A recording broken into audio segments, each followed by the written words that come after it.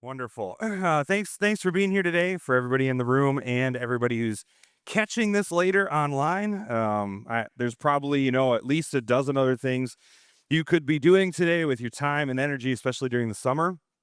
But I just want you to know the fact that you're here. Maybe you don't mean it this way, but I think that it communicates that you are trying to learn and grow in your relationship with God. And we just believe as a church that that's what He wants more than anything else, is just to be with us. And so, way to go for being here, no matter how it is.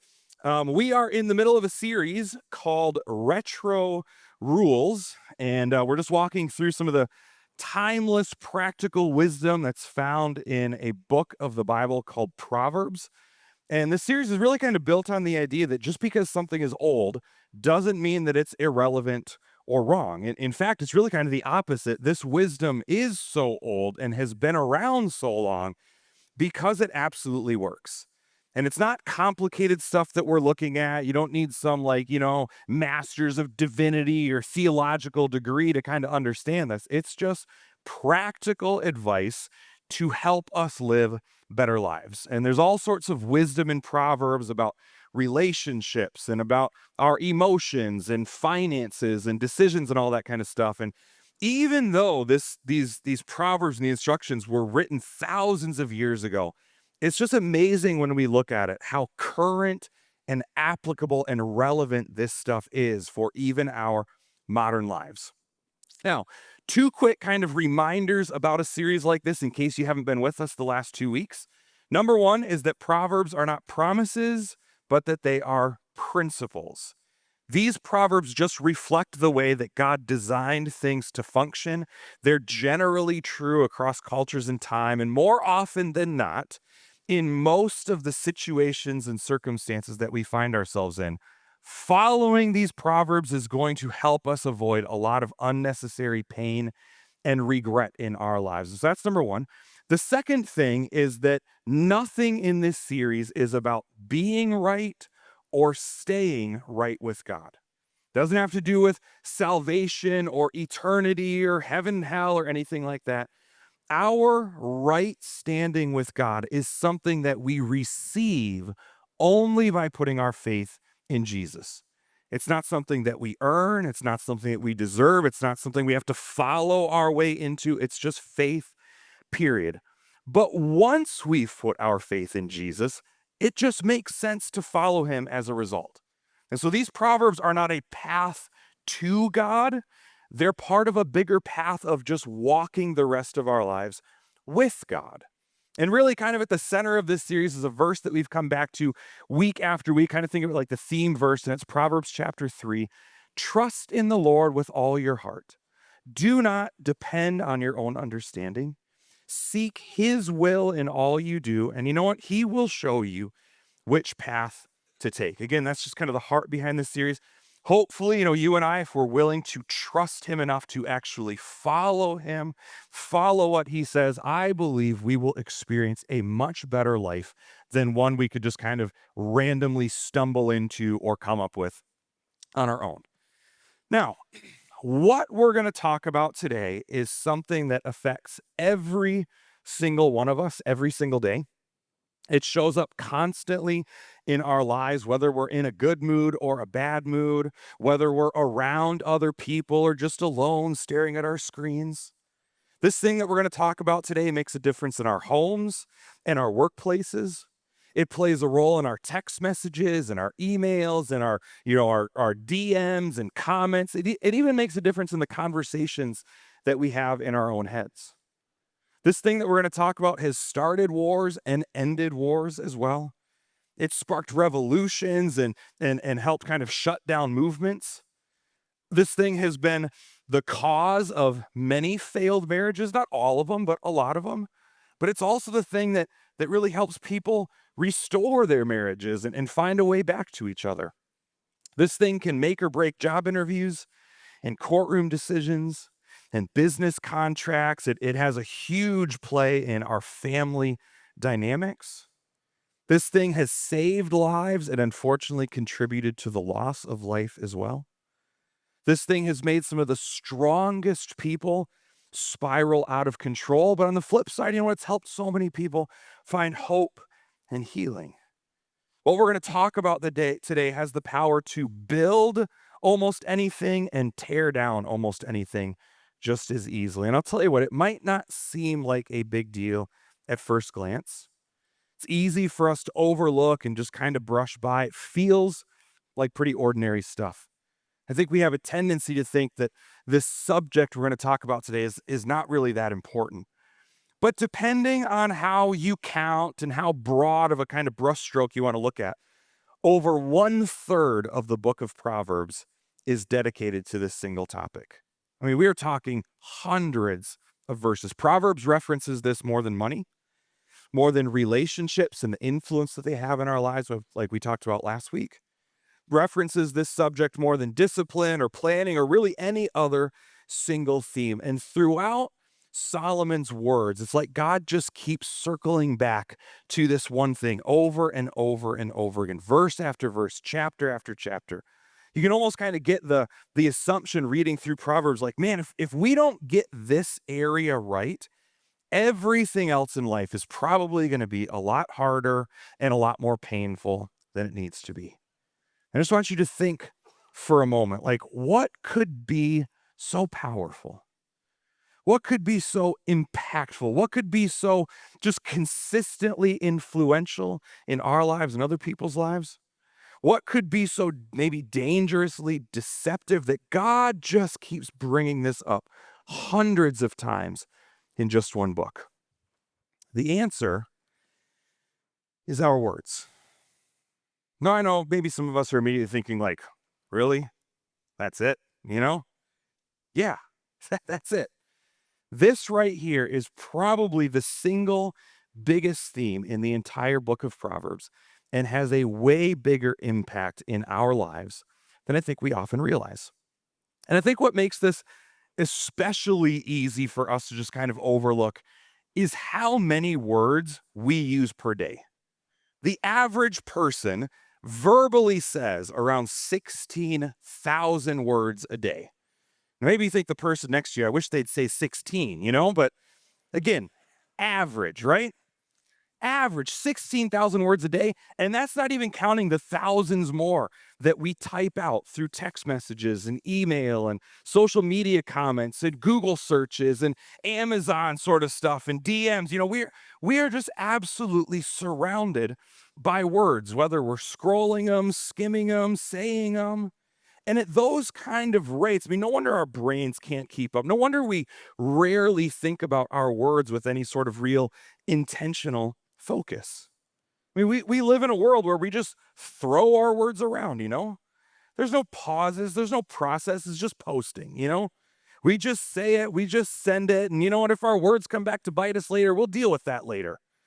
But in our day to day lives, we give ourselves permission to speak quickly, to react emotionally, to comment carelessly, to joke sarcastically, and then we just move on without a second thought. And what's funny about our words is we used to teach our kids certain things when it comes to how we use our words. I don't know if we do that too much anymore, but if we used to teach our kids, hey, if you don't have anything nice to say, don't say it at all. Some of us need to tell our kids, don't talk back, Hey, use your inside voice. Hey, how would you feel if someone said that to you? But now in our day-to-day lives, not only as a culture do we not really teach that to kids, but I think a lot of us have just left those things behind. We've kind of grown accustomed to the world around us and the volume of the world and the pace of the world and the tone of the world. And I think the result is a lot of us have just kind of live life and we treat our words like they're meaningless, like they're just these disposable things. We assume, or we kind of give ourselves permission that what we had to say or type was important enough, or it was funny enough, or it was vague enough that we can excuse our tone and our timing and how it came across. But all throughout Proverbs, God invites us to see our words in a different light. We all remember the phrase, sticks and stones may break my bones, but words will never hurt me. I mean, what a load of crap that was, just like That sounds really good as a kid, but we all know that's not true, you know? We've been hurt by words, but even more importantly than it not being true, that's actually the opposite of what God says about our words in Proverbs. In Proverbs 18, we read this: the tongue has the power of life and death, and those who love it will eat its fruit. That is a bold statement. Life and death.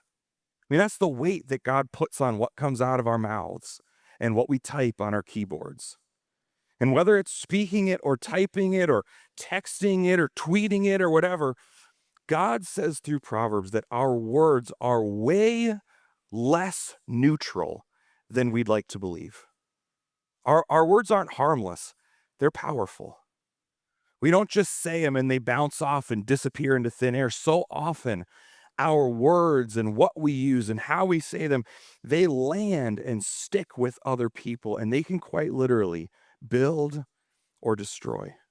And again, this is not just some isolated idea. You can almost close your eyes and scroll through Proverbs and point somewhere random, and you will probably be within a couple verses of another warning about using our words correctly. Proverbs chapter 12 says this: the words of the reckless pierce like swords, but the tongue of the wise brings healing. This is so true. And the reason I know it's true is because we've all experienced it. We've lived the truth of this verse. We've all had someone, on the positive side say something to us or about us that was just the right thing at just the right moment. Maybe it was a friend who saw something in us that we didn't see ourselves and encouraged us. Maybe it was a compliment from a family member that was so personal, so pertinent, and we've held on to their words for years. Maybe we've experienced the encouragement of a neighbor or somebody online, giving us the kind of oomph for the get-go to pursue a dream. Hey, go back to school, start that business, do that thing. Words can bring so much healing to our lives. But the opposite is true as well. They can pierce like a sword. I remember when I was 17 years old, I told my dad that I felt like God was kind of leading me to reorient my life and kind of go into full-time ministry, away from the medical field and go into ministry. And I don't think I'll ever forget what he said to me next. He said, "Pastors are a drain on society." Pastors are a drain on society. One sentence, 6 little words. But I tell you what, in the moment, looking back on it now, I sometimes think, I wish you would have just pierced me with a sword. Now we've worked through our relationship since then. We've kind of, come back to a somewhat healthy place. And I don't think he was purposefully trying to be cruel or to hurt me. But I'll be honest, that phrase still echoes in my mind. It has probably shaped more of my mindset and my approach to life than I'd like to admit. It's been a struggle that I've had to kind of revisit and work through several times over, but that's the power of our words. Reckless words pierce like swords. And to us, it might not seem like it's a big deal. We didn't mean those words to be sharp. We didn't think it through. We were just venting or just trying to be funny or whatever. But the truth is that our words, spoken or typed, can absolutely hurt people to the core of their being. And I think one of the scariest things about this is so often we don't even realize it. We just throw something out there, we say something, and we're not aware of what somebody was carrying that day, what insecurity those words triggered, maybe what wound we might have just reopened. We don't know the weight that people have been carrying around that we just added to. And some people carry our words for years. And so when it comes to a retro rule for our lives, based on dozens and dozens of verses in Proverbs, when it comes to our words, God, I think would say this: watch your words. Watch your words and how you use them. This doesn't mean let's just be nice for the sake of being nice. That's not what watch your words means. This doesn't mean that you got to walk on eggshells and never be honest with people. This is really just about recognizing, hey, we should take God's advice seriously. If he says our words are powerful and meaningful and deeply influential, then we should watch how we use them. Our words aren't random, they're revealing. And how we use our words with our spouse, with our kids, how we say things to our coworkers, how we type things out to strangers online, how we use our words so often reveals our hearts. And so we need to watch our words. But what does this actually mean? I mean, like practically speaking, what does it look like to watch our words today and tomorrow? Not just kind of this theory that's out there, right? We all speak, we all post, we all react. How can you and I actually become more intentional with how we use our words? I want to talk through 4 simple but incredibly important ways that this plays out in our everyday lives. And we don't normally do, kind of 4-point messages, but again, there's so much about this in Proverbs. We just have to kind of cover a lot of things. And I think that these 4 things are probably the most pertinent to our lives when it comes to our family, the people that we see the most, as well as how we interact with people online, the people that we see the least. And it just seems to me that kind of those 2 ends of the spectrum are where we need to watch our words the most. One way of watching our words is this, to just think first. Have you ever said something and the second it came out of your mouth, you wish you could like physically grab the words and pull them back? I have. You ever wish you hadn't sent that text message late at night and then you're just staring there waiting for the read receipt to come up? I have. I think one of the most common ways we get ourselves into trouble with our words is simply by not slowing down enough to just think first. And I know it doesn't always feel like a big deal in the moment, but I wonder if we were honest with ourselves. How many arguments, how many relational messes, how many regrets could we have avoided if we just paused for a moment to think first? In Proverbs chapter 17, we read this: a truly wise person uses few words. A person with understanding is even tempered. Even fools are thought wise when they keep silent. With their mouths shut, they kind of seem intelligent. You never know how dumb someone is until they open their mouth, right? Now that's both funny, but it is also incredibly true. Sometimes the wisest thing we can do with our words is to say nothing at all. I think what God is saying here through these words is that wisdom doesn't just know what to say. Sometimes it knows when not to say anything at all. I think self-control is one of the clearest indicators of whether or not we're being wise. And that's really for all areas of life, but especially with our words. This doesn't mean, be quiet or be passive or never speak your mind. That's not the point either.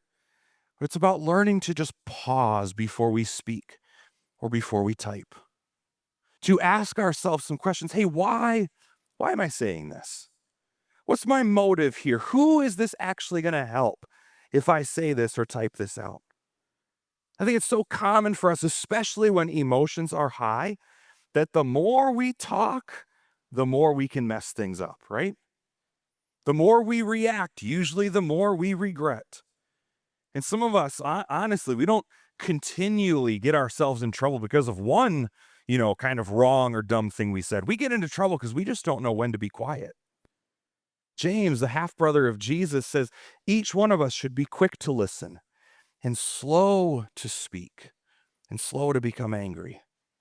And I wonder if we could learn to pause and think first before we speak, before we hit send, before we just unload.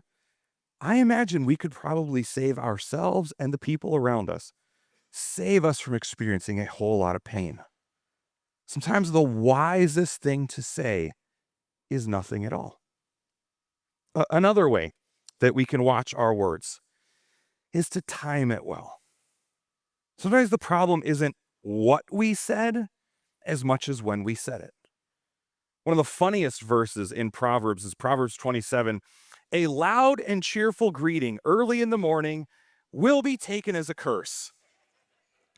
I want you to know this is biblical evidence that if you're a morning person, you're wrong. Okay? Ugh. You might be all chipper and happy and got your workout and devotional in. The rest of us are like, shut up. Let me get my coffee. Let me wake up first. You might be happy, but you know what? I need some time to wake up. And sometimes it's not the content that's the problem. Sometimes it's the timing of when we said it.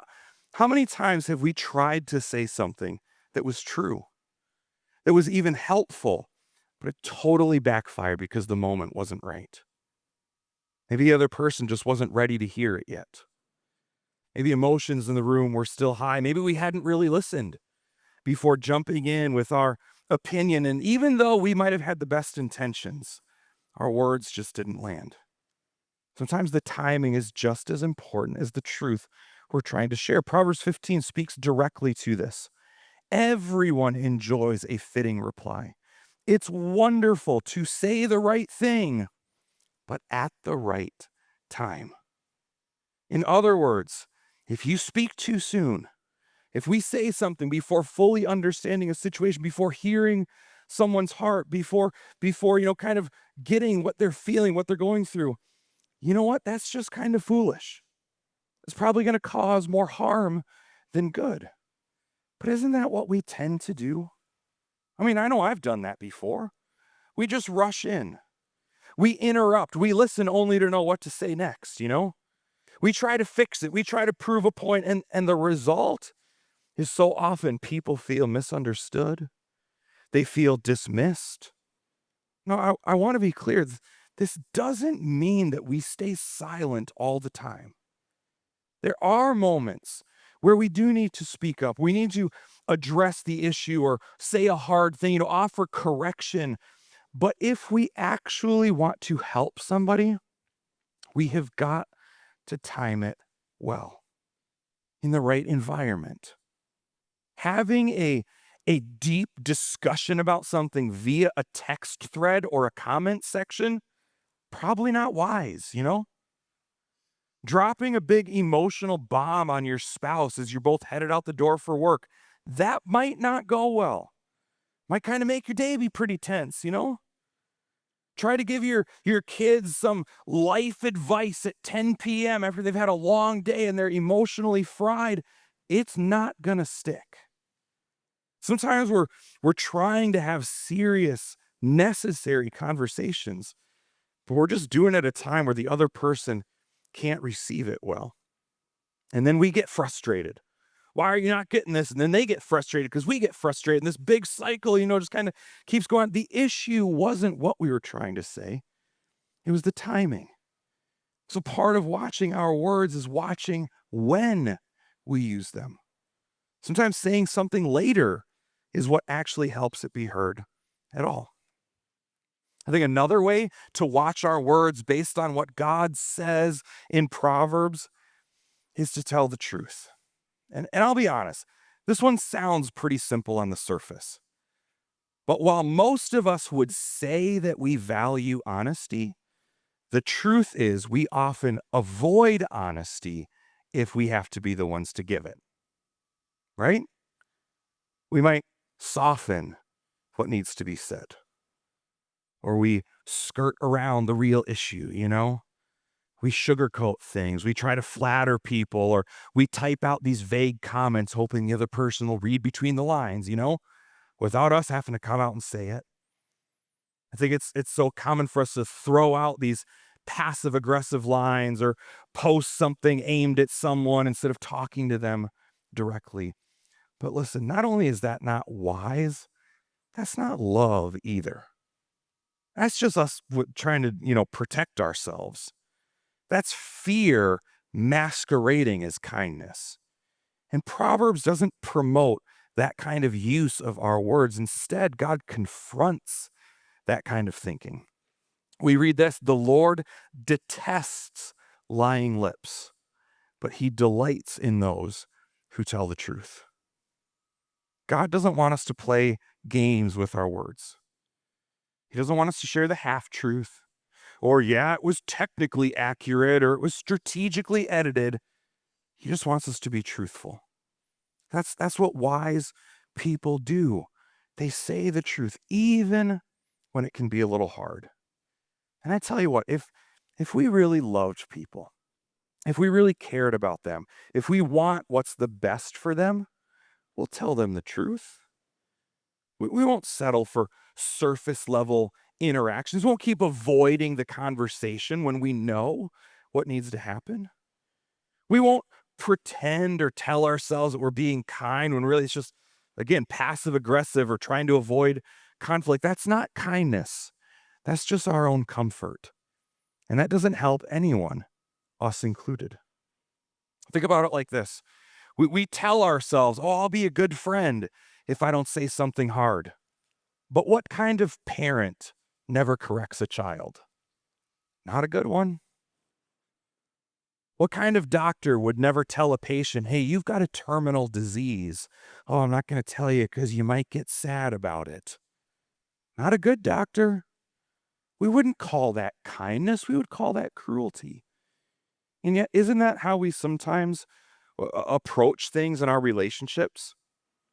We'd rather the other person like us than be honest. We'd rather avoid discomfort than have a hard conversation. And so we text out a meme, we throw out a crying, laughing emoji to kind of lighten the mood. But in doing so, we just allow the issues to fester. Misunderstandings just keep growing. Resentment builds in us. And then we wonder why our relationships feel so shallow and so strained.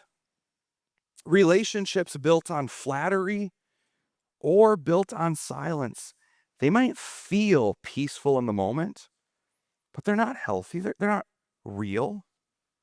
Another proverb that we read says this: in the end, people appreciate honest criticism far more than flattery. This is meant to help us. Now, it might not always feel like this right away. Telling somebody the truth might make things worse for a little while. They're probably not going to love hearing it, but over time, healthy people will respect it because telling the truth builds trust. I think most people, they can see through us when we're trying to be honest versus when we're just trying to keep the peace. Part of watching our words means that out of love, we say what needs to be said. And then finally, when it comes to this retro rule for our lives and watching our words, I think the last one is this: tame your tone. Sometimes it's not if we said it, or when we said it, or even that we said it. But come on, how many of us know it's how we said it that makes the biggest difference of all? I once heard someone say, do you want to make a difference, or do you just want to make a point? And I tell you what, that line has stuck with me for over a decade, because let's be honest, we all have these moments where we care more about proving that we're right than we actually do helping somebody else. We all want to be heard. We all, when we're in an argument, we want to win. That's called being human. But our tone deeply affects any chance of whether or not we're going to make a difference or not. Tone is one of those things that's just so easy for us to overlook. And we assume, we tell ourselves, at least I know I tell myself, if what I said was technically true, then I'm good. But come on, how we say something has everything to do with how it's received.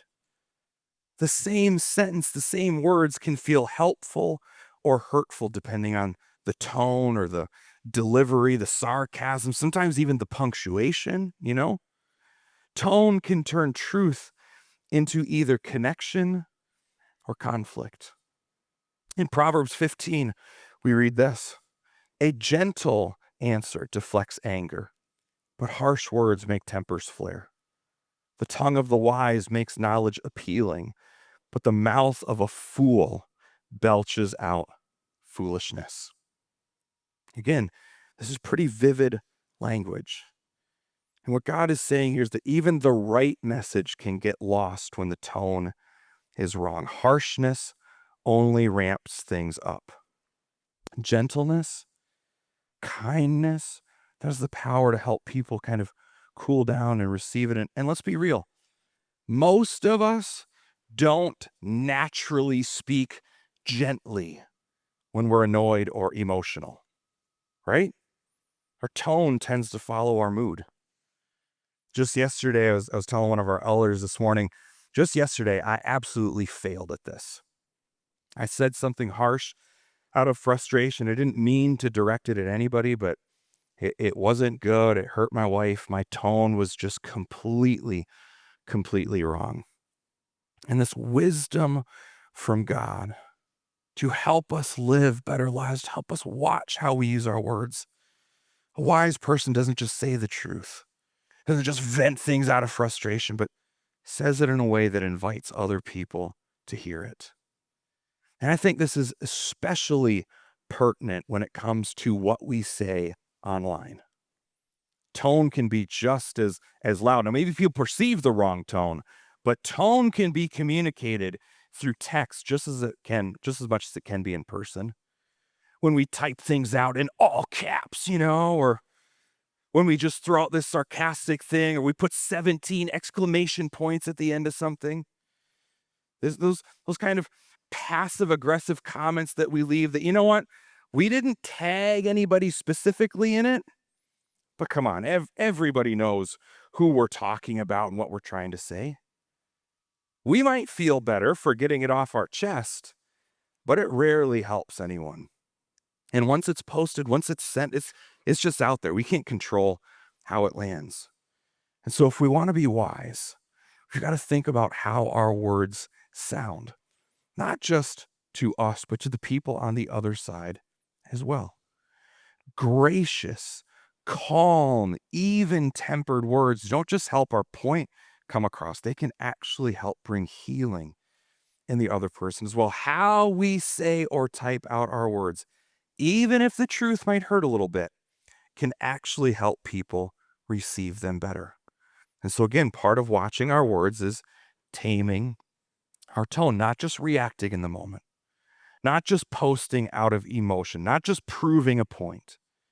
If we want to be people of wisdom, we have to learn how to speak with grace, face to face or screen to screen. Truth spoken harshly usually shuts people down, but truth shared in love, that actually has a shot at changing someone's heart.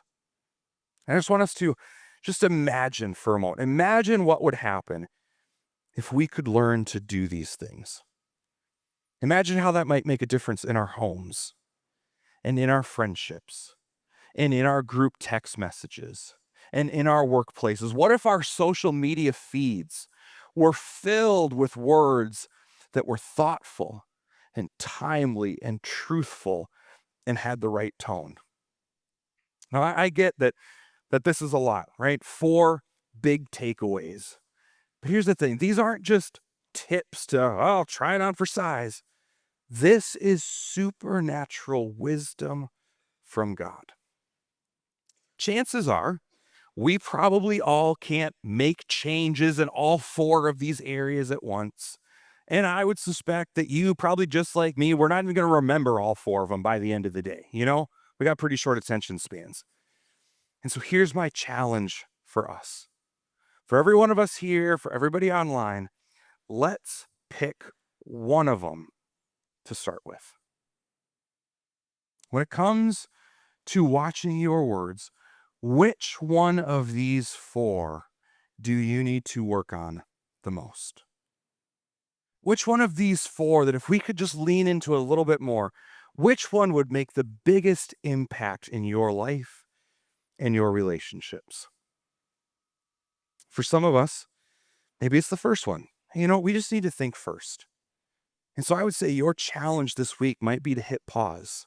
I mean, like literally hit pause. Don't send that thing right away. Don't speak in the heat of the moment. What if we think first and just begin to learn how to ask ourselves the question, why am I saying this? Why do I feel the need to type this out right now? The next time that we're about to say something out of anger or type something online, what if we just stopped, took a breath, and cooled down first? You think things might be different as a result? Maybe for some of us, the challenge this week is we just need to time it well. Our challenge is going to be to look for the right moment when the other person can actually hear what we're trying to say. Maybe we need to be a little more intentional with planning out conversations or giving people a heads up if we're going to enter into something heavy. To call somebody up or tell them, hey, you know what? I've been meaning to talk to you about something that's really important to me. When would be a good time when you can kind of focus on this and we can have a serious conversation? Again, don't you think that that could help us in our relationships? Maybe for some of us, when you look at this list, you think, yeah, I kind of skirt around the issue, you know? Maybe I need to work on telling the truth. And I would say for you, maybe your challenge this week is then to stop avoiding that hard conversation. Stop being vague and finally be clear. Minnesota nice is good sometimes, rarely godly. If we want to see, if we see something in someone else's life that isn't good, isn't healthy, that's damaging them or damaging the people around them, out of love and care for them, let's be honest. Maybe, maybe, maybe we just need to, hey, you know what? I know this might hurt a little bit, but because I care about you, can I just share what I see? Or maybe your challenge this week is the same that mine's going to be. This we need to tame our tone. Our challenge this week is going to be to check how we're coming across in person, in text, in the comments. I know that this is something that I continue to need God to help me with. Maybe we just need to think about, hey, would someone feel built up or tore down by the way I'm talking right now? Are we using our words to make a point or make a difference, to help us feel better or help the other person actually be better? Which one of these 4 ways could you begin to watch your words a little better? And if you're sitting there thinking to yourself, man, I wonder they all look pretty good. Which one should I choose? I would say wherever you feel the most tension inside. That's probably the one. Wherever, when we're talking through these and in your gut, you go, ugh, might be a hint, you know? It's probably a good indication. And so let's not ignore it. This is God's supernatural wisdom for our lives. And I would say this is especially important for those of us who are Christians. God doesn't just want to be Lord in our hearts.